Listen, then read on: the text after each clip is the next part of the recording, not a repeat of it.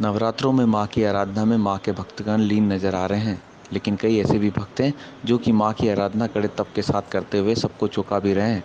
जी हाँ, नीमच में हठ योगी शंभुगिरी महाराज जहां नुकीली किलों पर लेट अपना तप देश में शांति के लिए कर रहे हैं, तो वहीं एकांतवासी के नाम से पहचाने जाने वाले अघोरी गुरु अपने चारों ओर भरी गर्मी में कंडों की आग लगाते हुए तपस्या करने में लगे हैं। अघोरी गुरु एकांतवासी भी देश और क्षेत्र की सुख शांति को लेकर इस कड़ी तपस्या को कर रहे हैं। तपस्वी शंभुगिरी को आप तस्वीरों में नुकीली कीलों पर लेटे देख सोच सकते हैं कि कितना मुश्किल है, शरीर को इससे कितना कष्ट होता होगा। लेकिन शंभुगिरी महाराज को इसका बिल्कुल भी एहसास नहीं है। वे मां की आराधना में इतने लीन हैं कि उन्हें नुकीली कीलों की चुभन तक महसूस नहीं हो रही है।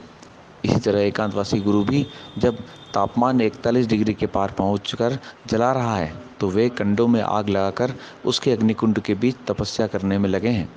ये देख भले ही आसान लग रहा हो, लेकिन इस जला देने वाली गर्मी में अग्निकुंड की तपस्या का कड़ा तप है। ऐसे में श्रद्धालु भी दोनों तपस्वियों के कड़े तप को देखने के लिए वहां पहुंच भी रहे हैं।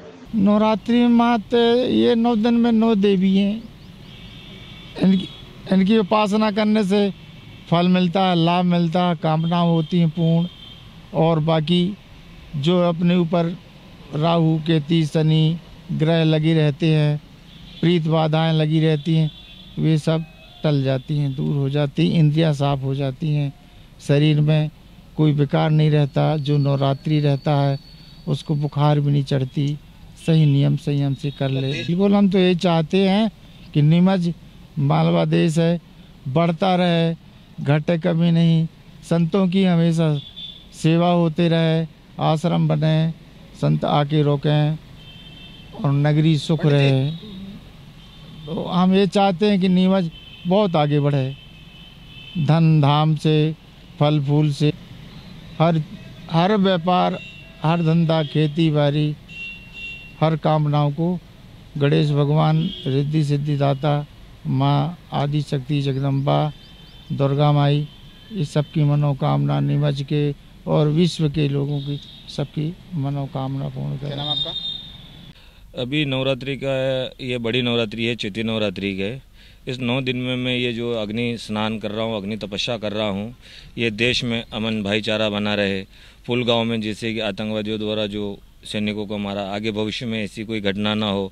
आने वाले समय में कृषियों का जो नुकसान होता है, माँ की कृपा ऐसी हो कि किसानों का अनाज, अच्छी फसल पैदा हो, देश में, शहर में, आसपास गांव में भाईचारा अमन बना रहे।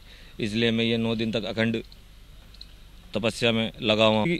अभी जो नवरात्रि चल रही है, इस तपस्या में इस तपस्या को यदि अगर नवरात्रि में किया जाए तो इससे माँ शीघ्र सुनती है। और मैं देश की, नीमच की कामनाओं को लेकर ही ये तपस्या कर रहा हूँ कि नीमच में, आसपास में अच्छी बरसात हो, रोजी रोजगार मिले, बहन बेटियाँ सुरक्षित रहे, भाईचारा संप्रदाय का माहौल बना रहे, सनातन धर्म की ध्वजा ऐसे ही लहराती। नवरात्रि में विशेष ये शक्तियाँ चेतन रहती है, क्योंकि विश्व भर में अखंड ज्योत जलती है।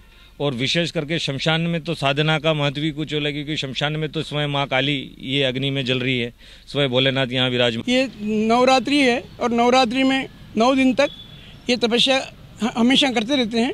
और यहाँ विश्व शांति के लिए ये तपस्या महाराज जी कर रहे हैं। हमने इनको बुलाया है।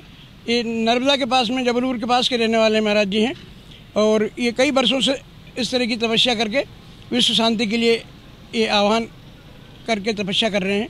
नीमच में सुख समृद्धि रहे, यहाँ नीमच का विकास हो, अच्छी बरसात हो, और मध्य प्रदेश में अच्छा रहे, इसके लिए ये तपस्या यहाँ का। इनकी हठ योगी हैं, ये शंभुगिरी महाराज हैं, हठ योगी इनका है। हठ, ये कोई भी साधना के लिए, तपस्या के लिए इस तरह से ये लेट करके कीलों के ऊपर, नुकीली कीलों पर लेट करके ये तपस्या कई वर्षों से करते आ रहे हैं, और जगह जगह ये विश्व शांति के लिए ये तपस्या कर रहे हैं। गर्मी के टाइम में 45 डिग्री टेम्परेचर में हमारे गुरु यहाँ शमशान में बैठ के साधना कर रहे हैं, आग लगा के बीच में साधना कर रहे हैं।